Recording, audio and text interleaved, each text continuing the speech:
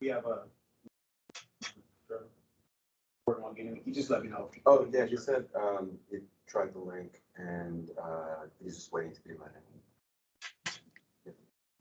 Yeah, it usually gives a pop-up for, lobby.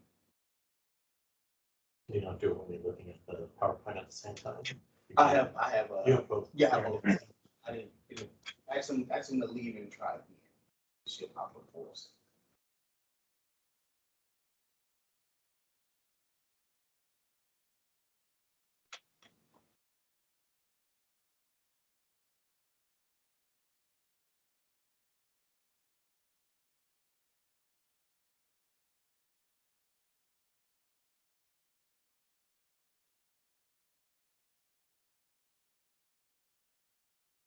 I can go ahead. I'm gonna get started, Tom, here.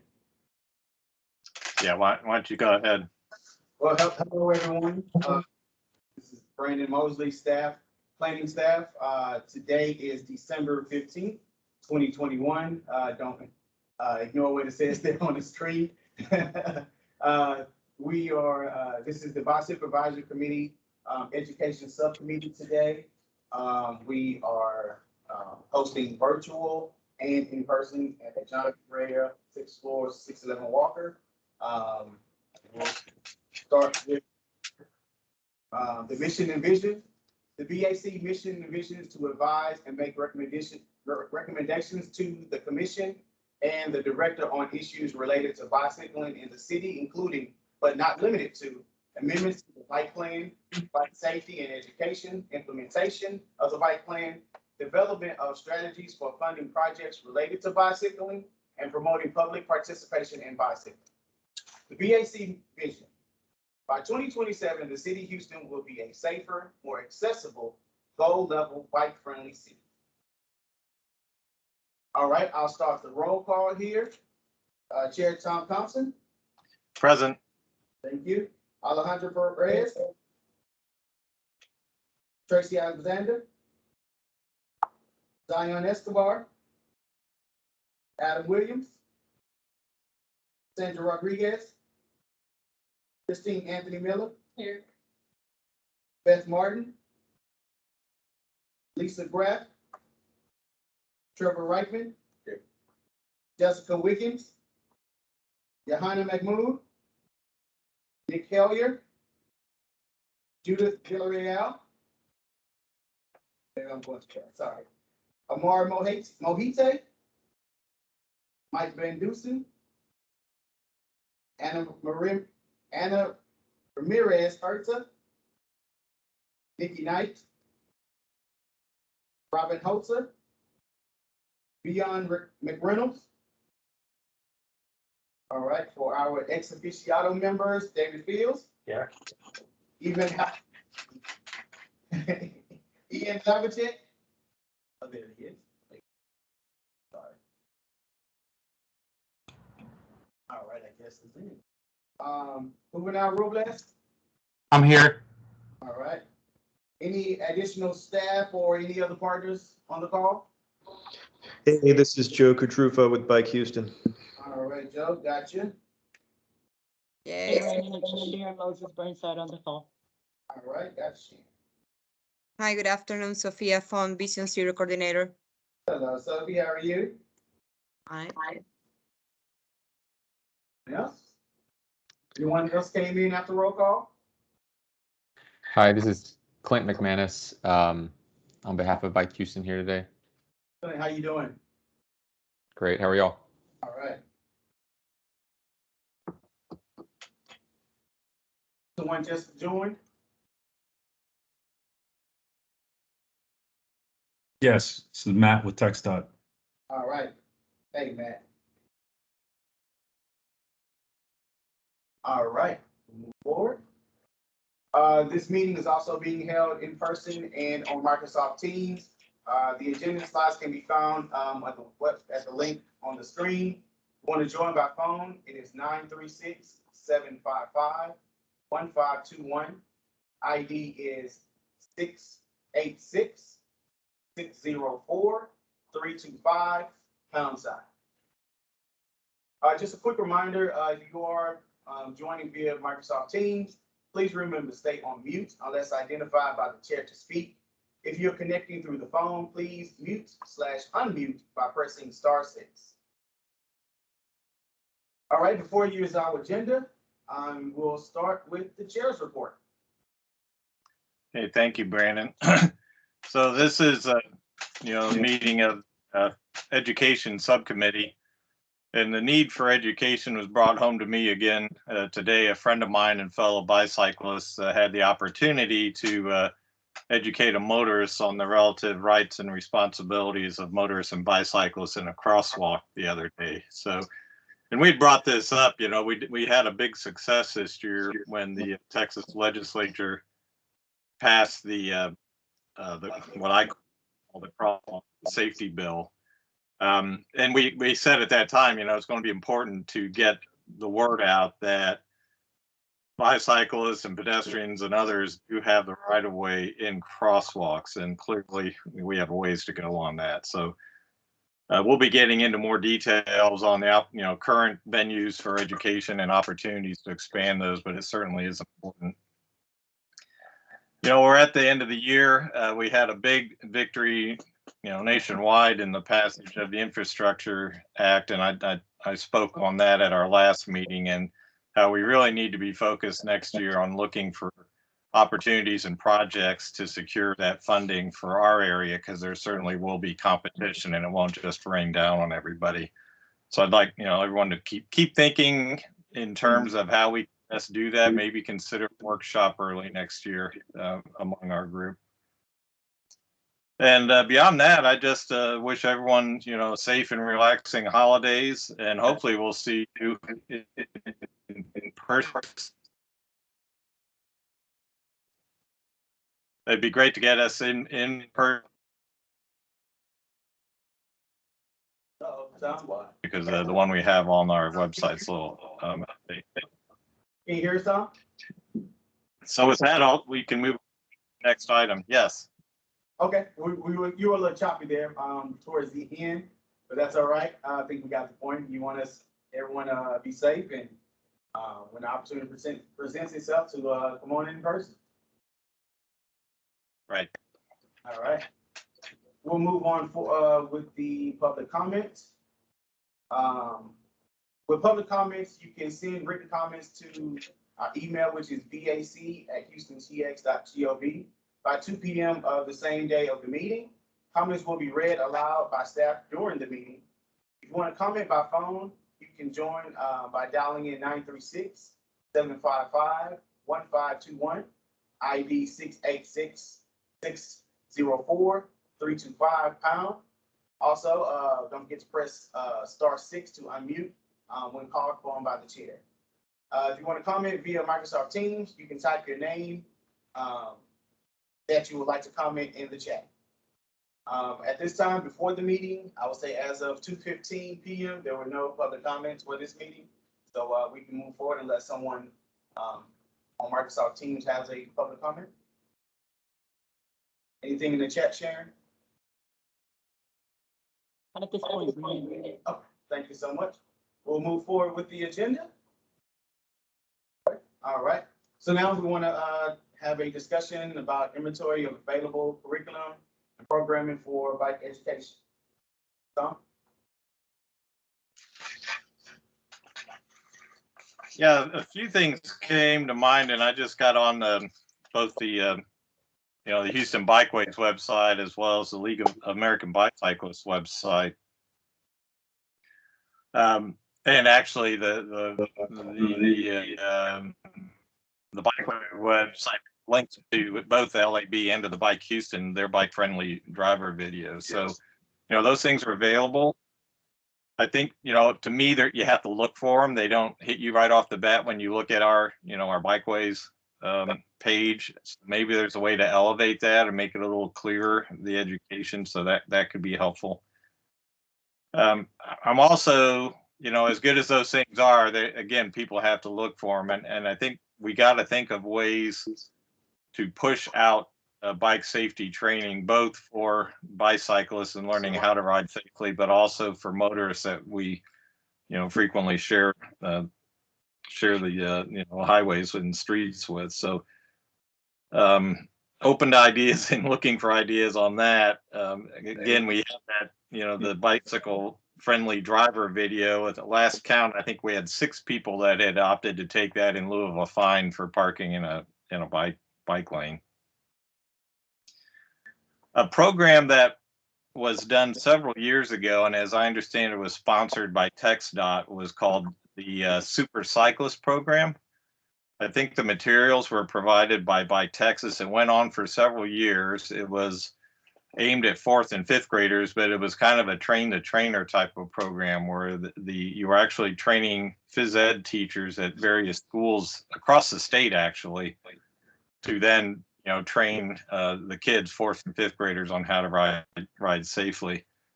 And that was dependent on a grant that came from TxDOT, and that money ran out. I don't know that that's going on. I haven't heard about. Maybe it's going on in isolated areas, but I would. Maybe there's an opportunity there to lobby for getting renewal of that funding in a future budget cycle. So I throw that out there, and I'm certainly open to whatever people on the call what they're aware of, what they've seen. Matthew. Yeah, you don't have to lobby for anything. It's just it was an organization that submitted a grant for this. I believe the organization's consolidated enough to where their reach is not as big as it used to be. So I think it's just a matter of an organization taking control to apply for the grant, to have it reenacted for the next year. So I think the main thing there was that the nonprofit stepped away versus us not funding it. So essentially, you're saying the money's there and it's up to whatever organization to apply for the grant? So yes, so we have a pot of money for traffic safety education programs. So right now we are funding one with Harris County Emergency Corps for pedestrian safety. So this funding's throughout the entire state, so it's a competitive process. So definitely I would invite anybody to submit an application. Actually, the application deadline for our grants is January 5th. So if anybody's interested in doing this and taking charge of this, I would highly recommend them submit a proposal or connect with me so I can get them started on the process to apply for this so they can start operations October 1st if they're approved. Yeah, pretty short time frame, unfortunately. Pretty sure that the individuals that are in Bike, Texas, some of the senior members that are there may have the existing information for the grant. So it's a simple connecting with them just to get the lingo and the documentation and fit that for a more localized effort here. But that's my 2 cents to see if we can help someone get this started. Yeah, I guess the other side of that would be finding the schools to cooperate with to actually implement it, right? Correct. If you're writing a proposal, you would at least have a beginning steps of how you want to put out the scope of what schools you want to work with. And that would give you enough time to connect with them to get solid partnerships going. So not to put anybody on the spot, but I will. Joe, what do you think about that at Bike Houston? Yeah, thanks for putting me on the spot, Tom. I have to.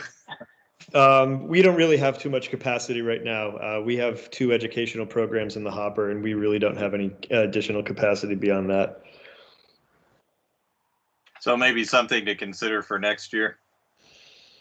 Yeah, potentially. We're always willing to, have a conversation and figure out if there's funding sources and that sort of thing. But given our bandwidth at this point, we're pretty tied up. Yeah, certainly understand that.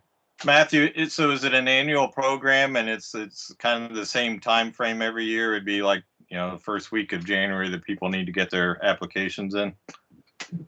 Roughly the same. We have our deadline usually at the beginning of January, and we spend the year reviewing, negotiating to where the person can start their grant October 1st for 1 year.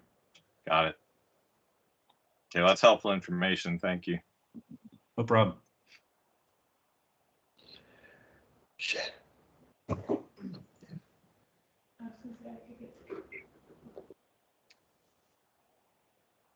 Any other discussion on this agenda item?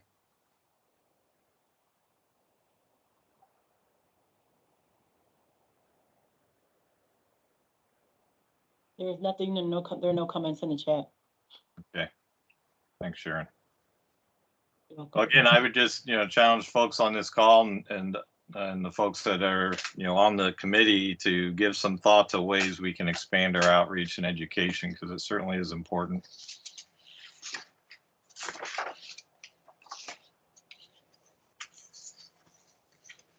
Matthew, you got your hand up? Oh, yes, I'm sorry. I wanted to comment on this and what we're doing in TxDOT. So right now, throughout the year, we work with our coalition to start developing the components to a bike resource guide. This guide covers a little bit extra items that I haven't seen in existing bike resources, like what to do in a bike crash. When it comes to making sure you're getting the plates of the driver, as well as making sure that the victims are in good health, or if they're even movable, calling 911. So we're working on a guide right now. We're getting steps to where we're trying to incorporate all our partners to be resources on the guide in digital format, referring to City of Houston for the bike map, Metro for their information as well. So we're working on that right now. We're still in the design phase of this resource guide, but the end goal would be to have a printable version to where we can work with local bike shops, which they've already said they would be willing to accept the resource guides and place them on their counters into their bike shops. So cyclists buying their bikes or buying any kind of bike item in their stores can have access to this. Added on from that, we're working on see if we can do a working to fundraise to purchase bike lights, so we can distribute those throughout the Houston area to cyclists we see that don't have bike lights. So there are two things we're doing that are objective that can help make cyclists safer. It's targeted towards the cyclist. As for the driver, we're still working on that item as well, because with that, it's a little more complex. But one idea we were talking about that we haven't gone full steam is working with yard signs in certain key intersections, giving more information on what bike law is for drivers, since that's a big issue in them getting in conflict with cyclists. So it's an education issue with them as well. So we want to make sure we're targeting cyclists as well as motorists with messaging that complements both what they're in their scenarios. Just quick recap on both or a couple of those items. So you mentioned this resource guide. What all topics are going to be covered in that? So it's covering holistic topics like bike law, state as well as local. It's covering bike lanes. It's covering what to do in emergency, as well as general resources for bike safety and bike, I guess you could call it experts, as well as a bike map reference. Okay. And then you mentioned the bike lights. And did you say that you're looking for funding for that currently? Correct. So TxDOT, we have some bike lights, but we're limited because I have to share our resources with the entire state. So I only get a small chunk of that, and usually hand those out to Precinct 1 for their bike distribution. I have my own for my bike events, but I'm looking to see if we can, through our coalition, find a sponsor to help us purchase 3,000 bike lights so we can distribute those in a mass quantity, working with HPD and other individuals that can see individuals that need a bike light.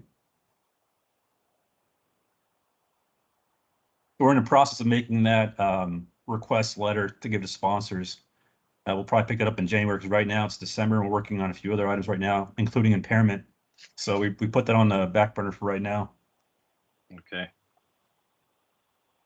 So you will be reaching out in the new year to potential sponsors? Correct. Okay. And then you mentioned something about either yard signs or billboards. I'm not sure. I know Precinct 1 had some billboards around in their area for, I don't know, a couple months this past year. So I know they've done that. And again, maybe that's something, that you could look for a sponsor for that to make it, more citywide. Correct. We're looking for sponsors for that coalition initiative as well, because we could do billboards, but right now, state funding wise, our state campaigns are focused more on driver centric messaging that's already been in the queue for 2 years. So we can't pivot too fast for that. But something we can do right in the here now is yard signs on key intersections where we see a lot of bike crashes as well as situations. So that we're looking to get that started up in New Year as well. Okay.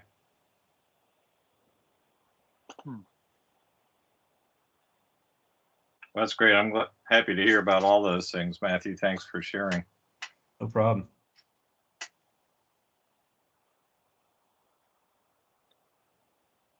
Anybody else on this topic?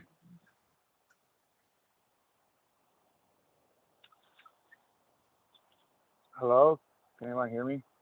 Yes. Hey, this is Alejandro. Calling in because I have trouble issues logging into the Microsoft Teams. I don't know if it was already covered, but I remember like Houston had the lights.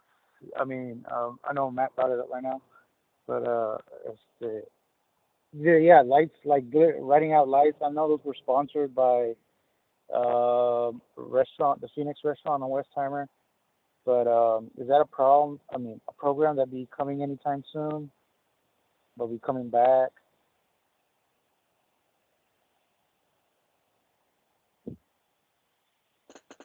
I think Joe left the meeting. Alejandro, did you catch the discussion by Matthew that they're looking for a sponsor to distribute bike lights? Ah, okay. Yeah, I did hear that section. So to distribute, I mean, by Houston. So I guess they have the lights, but the idea is to find somebody to distribute them. Matthew, could you remind us what the status is of that? Yeah, sure. Right now, so let me turn on my camera real quick so you can take a look. So right now we have these. These are TxDOT bike lights. We have a red one as well as a white one, and they're rechargeable. So it's a premium item. It costs a lot of money. So that's why I'm looking for a sponsor so we can do some holistically with Houston branding with more Houston-centric information. Right now we're in the process of making that sponsorship document to hand out to companies to see if we can get sponsorship for that. In the meantime, I have a few of these that I'm distributing at events that I go to right now, but I would love to have one where it's more Houston-centric with all our local Houston logos on it. Also referencing our website where we have more local bike information. So right now we're just in the planning stage, but if there is a bike event coming up, I can definitely hand a few of these or give a few of these to the organizer to distribute those for their bike event. Okay. So yeah, since I'm in audio, I can't really see much of the video stuff. But yeah, I think is this being recorded, Brandon? Right? It can be reviewed later, like online. Yes, yes, I'm recording. Okay, cool. It'll be up. All right then. Yeah, I'll take a look at it later. And I know Bike Co is very community oriented. So I mean, they're willing to hand out lights. I don't know, something maybe they would consider. B-Cycle for sure. Okay. Yeah. Sounds good. Sounds good, Matt.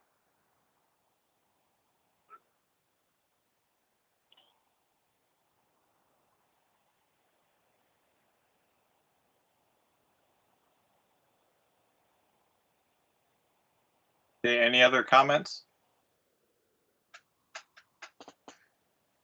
No comments in the chat, guys. Okay, thank you.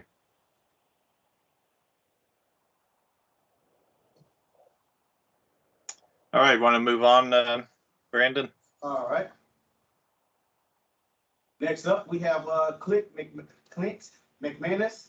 He wants to do a presentation for TI. Bike with someone. Clint, you there? Yeah, I'm here. Can y'all hear me okay? All right. I'll be running your slide, so you just tell me next slide when you're ready. Awesome. Yeah, I guess just as a brief intro, I'm Clint Mcmanus. I work for TEI, which is, I'm sure most of y'all know, a small consulting firm here doing transportation planning. I've been working with Bike Houston to think through what we're about to talk about today, which we're calling Bike with Someone. So we just kind of want to introduce this to y'all. It's in fledgling stages and would love to get both feedback, and also we have an ask at the end. And I should mention, I'm a former member of the BAC and also used to work at HGAC as the ped bike planner there. So it's nice to be back at a BAC meeting. But yeah, I think you can go to the next slide, Brandon.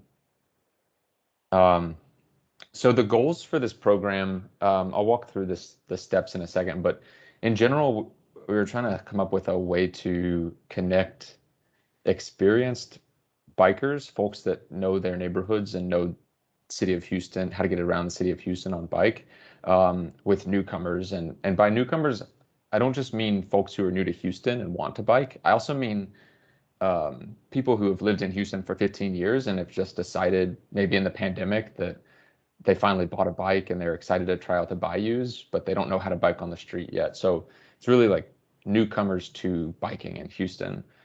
And so our other goals are to spread local knowledge about biking in Houston. I think a lot of what we know about biking in Houston sits in our brains. It's not something that you see on Google Maps.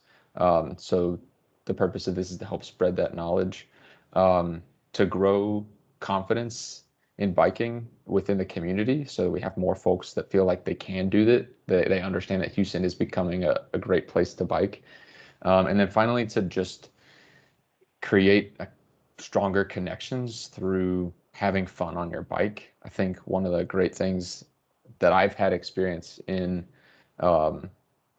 as a bicyclist in Houston is just that there's a community of folks who love biking and love to share their joy of biking and love to bring their friends out on the trails or bring their friends out biking in the neighborhood. And I think that those types of connections are only a good thing, both for the people who participate in them, but also for the city as a whole, because it builds our connections to one another, and has a bunch of add-on benefits like improving public health and getting people out and about, meeting, making friends, and exercising and things like that.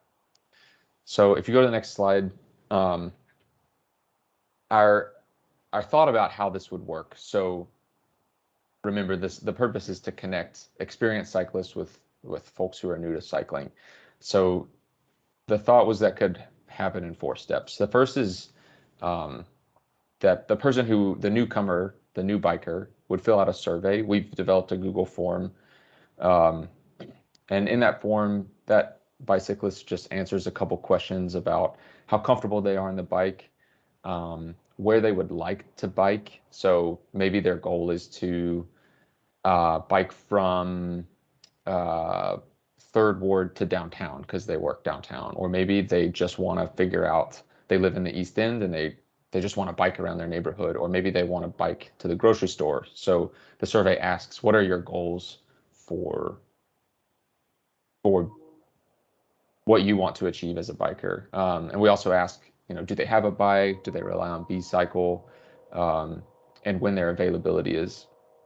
So that's step 1, where we gather information from the aspiring biker. And then step 2 is for a volunteer guide, we're calling them bike guides, to jump on a video call with the biker and just chat about a potential route. So given what they filled out in the survey, the guide and the biker could think through what are the best streets to bike on in order to get from 3rd Ward to downtown, for example. What are some of the barriers, and also talk through some safety things in that meeting.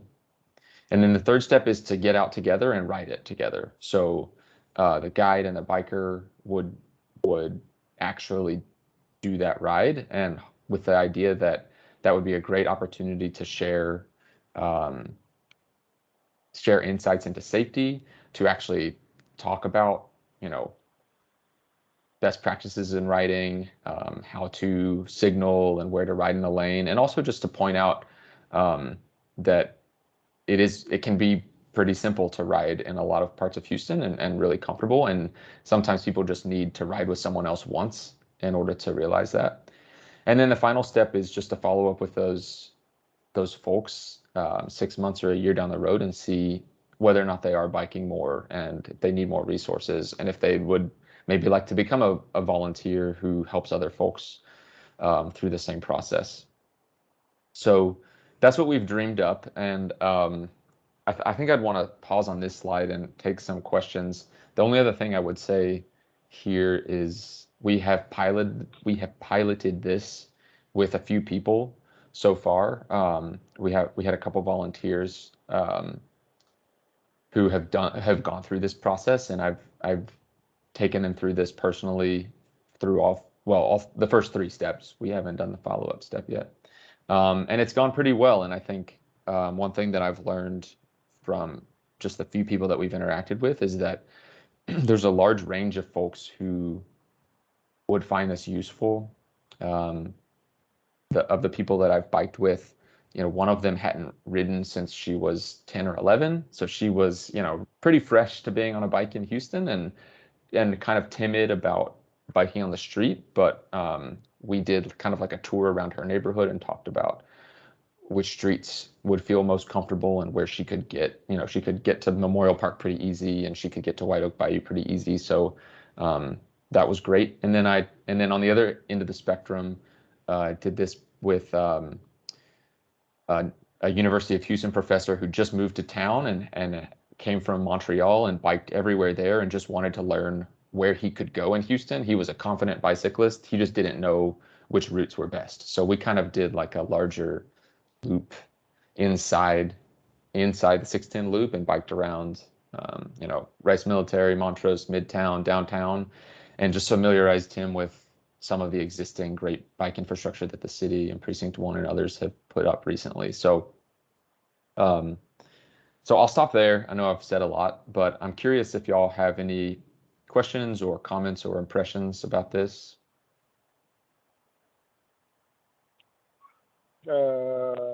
Yeah, I can bring some questions.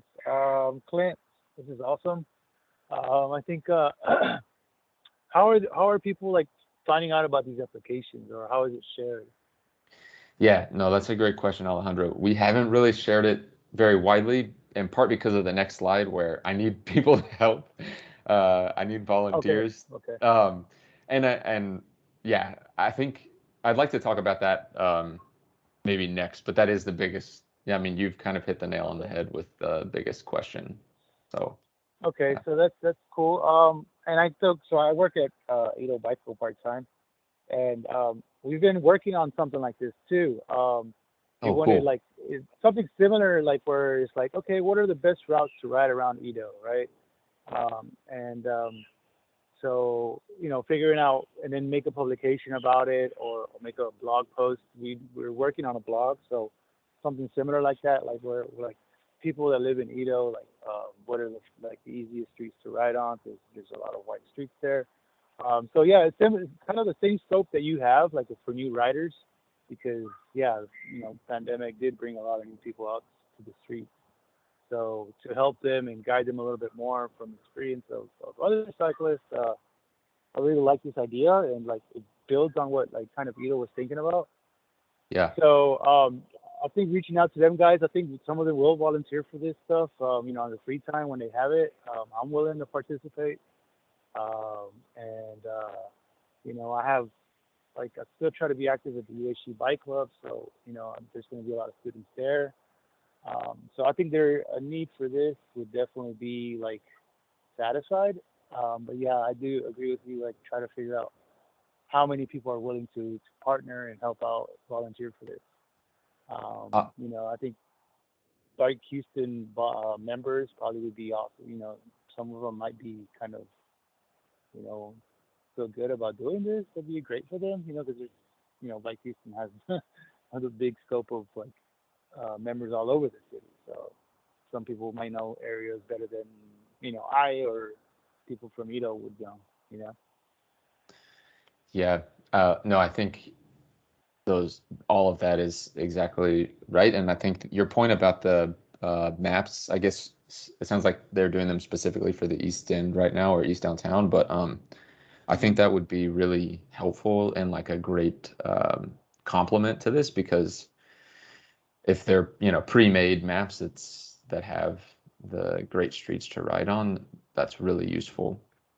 So I mean, so far, my approach when I chat with folks on video about it is to kind of share Google Maps and walk through the map and make them like a custom, Alejandro's comfortable bike route map for specific to our conversation. But that's difficult sometimes, and I think if those maps are pre-made, or folks from the East End are the ones who are most familiar with where it's safe to bike there, that's great. Yeah. Yeah, you mentioned maps. That's a great point, Alejandro, because at the Ramble a couple weeks ago, someone came up to me and say, "Hey, do you guys still?" I guess he was thinking, well, Bike Houston did put out, I think, a subset of the city map that the city used to make, but those are. It's been a few years, and we'd need to update it. But I think it does show that there's still a place for a paper map. It is nice having it. It's great having the ones on your phone and everything, but having a paper map that you can see the whole city at once has some real value too. So, Brandon, I think that'd be a great thing to maybe put on a to-do list, and it may not be next year, maybe whenever you guys can work it into your budget, but to look into printing out a bunch of paper maps with the current and proposed bikeways. I think could be really cool. Yeah. And I see your Brandon. So can I just say to that really quickly? I know Joe's not here, but I know that they have a goal to update that map, I think, by next summer. So maybe that could be something that y'all could partner with them on, because I agree that I think it's the same one that existed when I moved here, and that so much has happened since then. So it might be something to talk to Joe about too. Okay, cool. Go ahead, Brandon. Oh, I didn't know how to raise my hand without my computer. This is great. I love the logo too. My question is, do you see most of these rides being one-on-one, or once there is already a ride scheduled, can that then possibly become a group ride where others that are interested could piggyback on the rides? Yeah, I think it would be awesome if someone signs up for this and then they bring along their neighbors. I mean, that would be great, just to kind of get that way, you already know someone that you're riding with. I do think something like this, we have to be sensitive to, pairing, someone like me with a woman who may not be comfortable riding with a strange man that she doesn't know. And so in that instance, either two bike guides where at least one of them is a woman, or someone that is kind of in a similar demographic as the person who's trying to learn how to bike. But yeah, I don't see any reason why it can't be multiple people. And I do think, it could turn into something where, we have regular learn how to bike around Rice Military rides where it's just easy, casual. Hey, look at all these places you can get just within this neighborhood. That would be cool too. I don't know if that's what you were thinking, Trevor, or not. Yeah.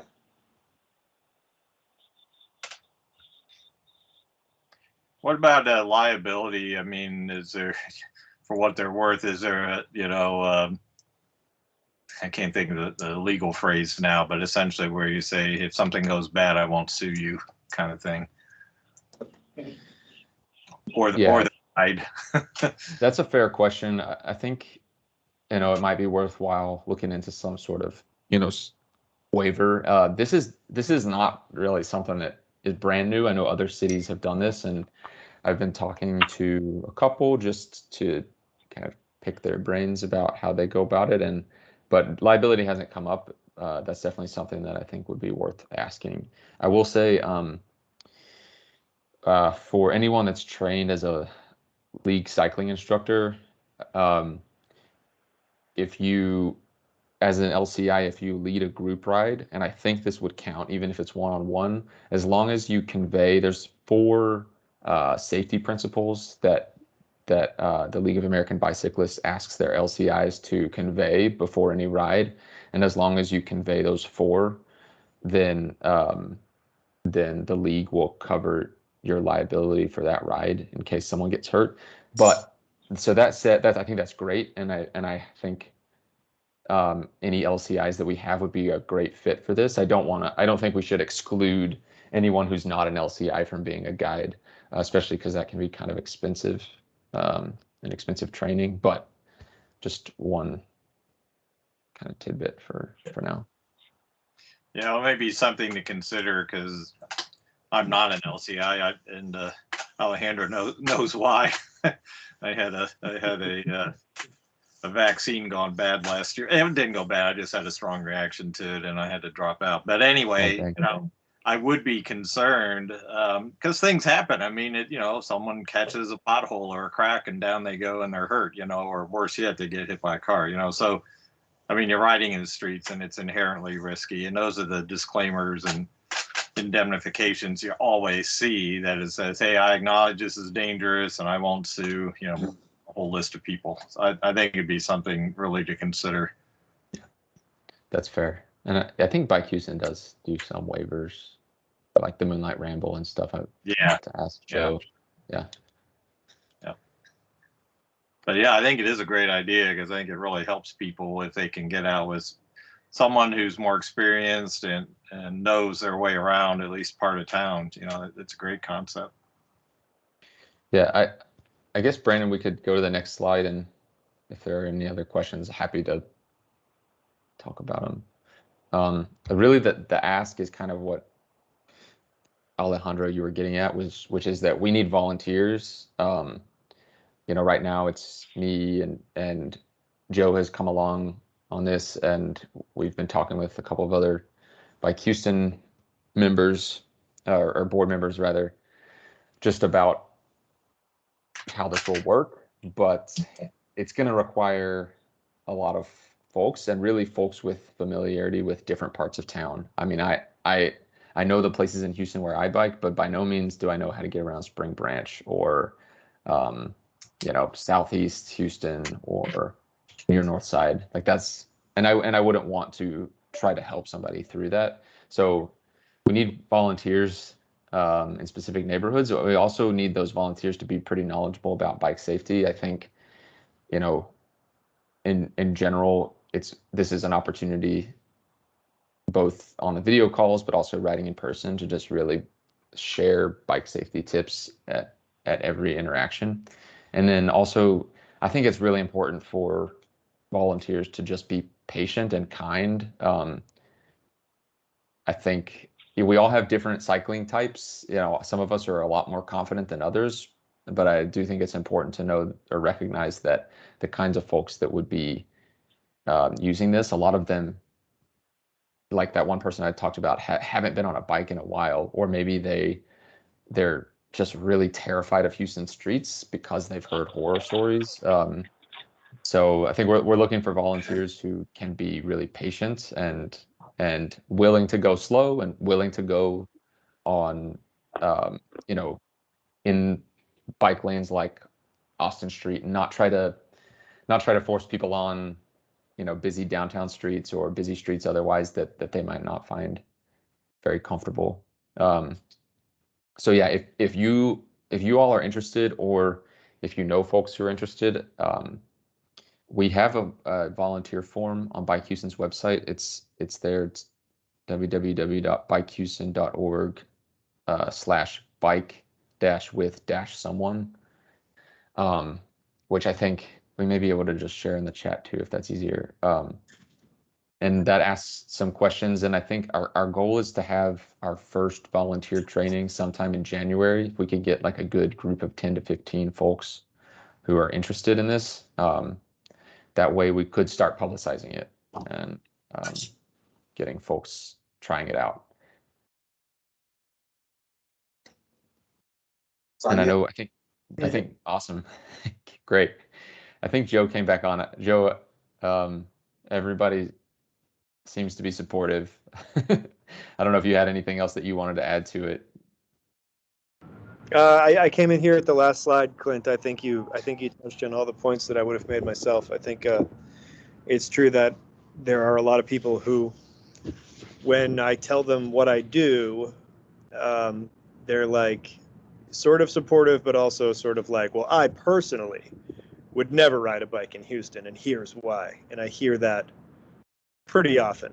But I also hear people who say things like, I used to ride a bike when I lived in this other place, or you know, I know someone who rides here, but I don't know if I could do that. I'm just not confident enough. And that's sort of like the target audience, right? We already have, you know, a decent number of, you know, diehard cyclists here in Houston, but there's a much, much, much bigger number of people out there who want to ride a bike who don't currently. So that's, you know, the sky's the limit. So I just want to give a shout out to Clint here. This was his idea. We're sort of just giving him a platform to launch it from, but this is potentially transformational stuff. And I think, you know, more people on bikes is good for everybody, safety in numbers, and we'll probably get lots of good stories out of this as well.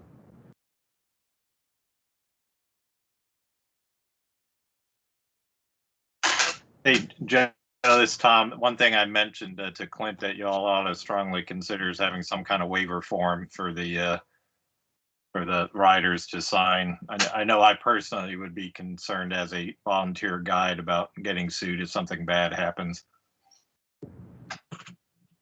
Yeah, we've started talking about this on the insurance side as well too. Yeah, it's good advice. Yep.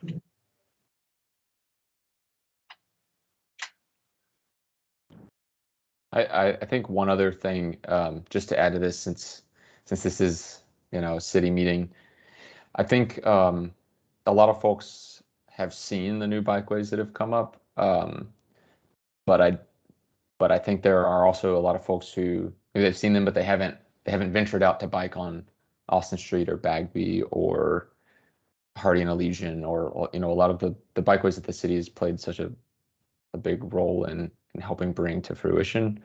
And so I think this is just another way to also showcase the work that's been done and expose people to what it's like to bike on a protected bikeway. You know, maybe people just really want to, they just need an excuse to take that first step or the first pedal. So I think, you know, I think this would be a big compliment to what the city's already done in the last, you know, 5-10 years.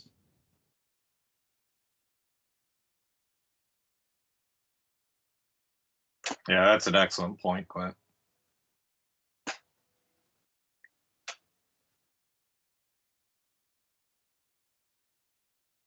Well, thank you very much for sharing that, Clint, and thank you, Joe, for Bike Houston playing a role. I really do think that could help, you know, evangelize the benefits, and because Houston can be very daunting. Believe me, when I first moved here, it wasn't my first impression that, hey, this is a great place to ride a bike. And yeah, it's getting better all the time, and it's actually, for me anyway, inside the loop, it's a great place to ride. But not everyone knows that until they actually get out and see it. So yeah, great concept. Thank you. Okay, open forum is intended for the members of the committee to bring up any topics or questions that they want to discuss. So now's our opportunity.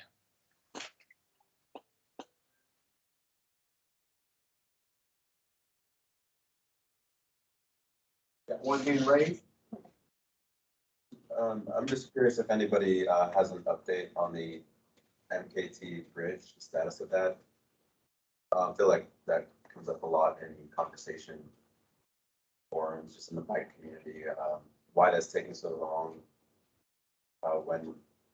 When it's expected to reopen, and how in the future we could speed up repair for our.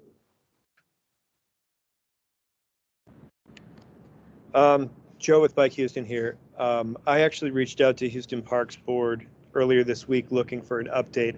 We were last in touch in either late October or early November, when there was still a lot unknown on their end due to, you know, other stakeholders. I've been, you know, gently nudging them for a date, and now I'm not so gently nudging them for a date, and haven't heard back since the last time I reached out to them. That said, New Year's Day will mark 500 days since the bridge first closed due to the fire, and Bike Houston is planning something.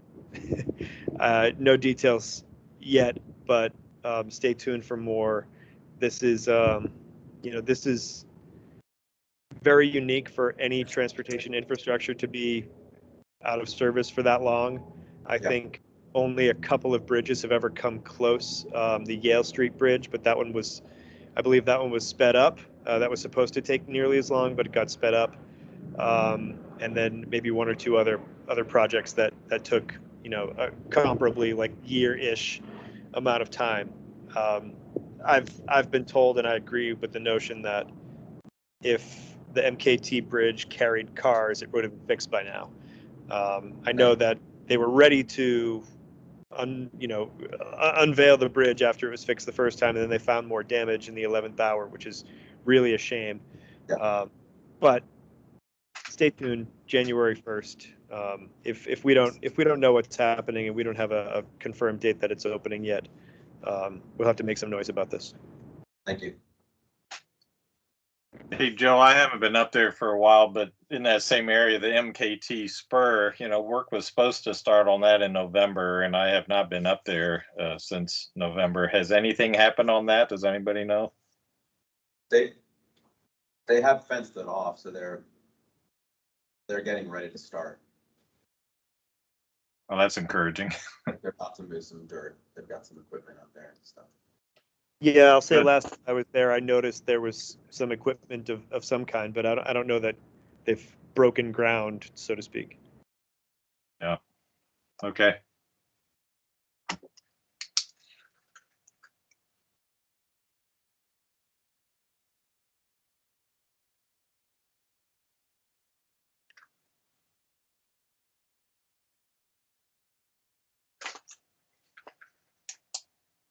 Anything else? Any other topics people have?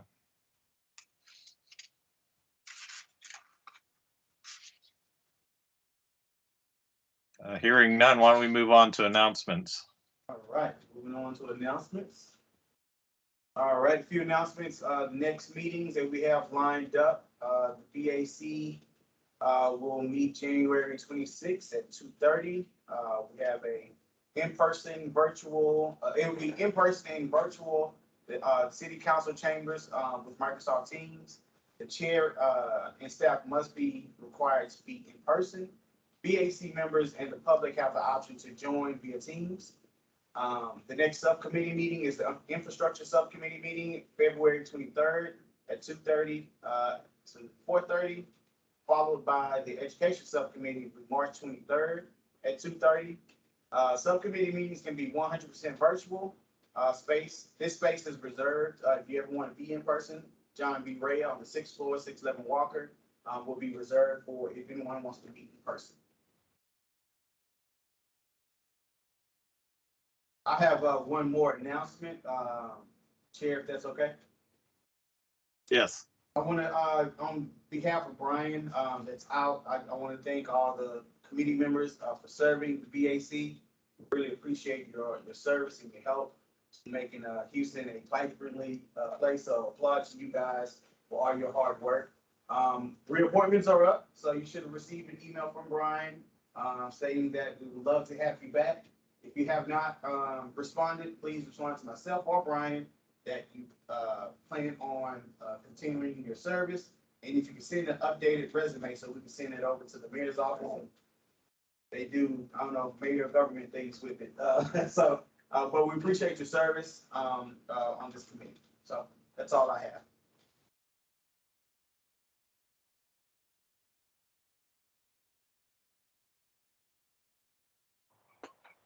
Okay, looks like we've gone through the agenda. Is that right, Brandon? Yep, that's it. Oh, I think this is record timing. I don't think we've ever wrapped up in an hour.